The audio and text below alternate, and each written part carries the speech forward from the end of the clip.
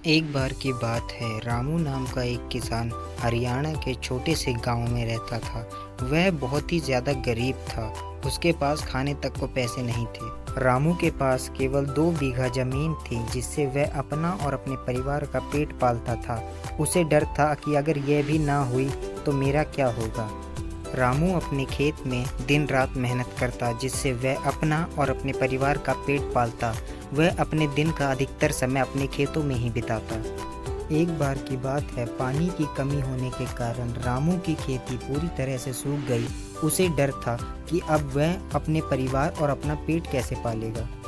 परंतु उसने थोड़ी दूर जाके दूसरे किसानों को देखा तो उनकी खेती बहुत अच्छी हुई थी। वह ये सब देख के सोच में पड़ गया।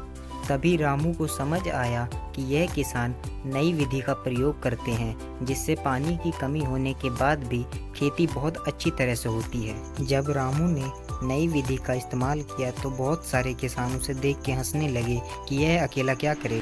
कुछ महीनों बाद रामू की खेती बहुत अच्छी हुई, जिसे देख के वहाँ के किसान आश्चर्यचकित रह गए और रामू खुशी के मारे नाचने लगा। उसे अपनी खेती बहुत पसंद आई। रामू के खेत में तरह तरह की सब्जियां और फल लगने लगे।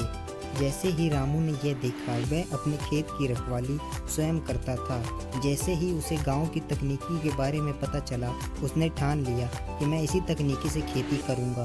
और वह अन्य किसानों को जाके अपनी खेती के बारे में बताता और उन्हें समझाता कि खेती किस तरह की जाती है।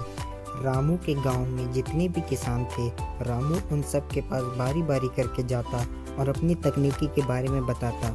उसका मानना ये था कि मैं सबका भला करूं। रामू केवल अपने गांव में ही नहीं, बल्कि आस पड़ोस के गांव में भी जाता और नई तकनीकी के बारे में बताता। उसका मानना यह था कि सबका भला हो। अगर आप भी रामू की तरह सोचते हैं तो वीडियो को लाइक करें।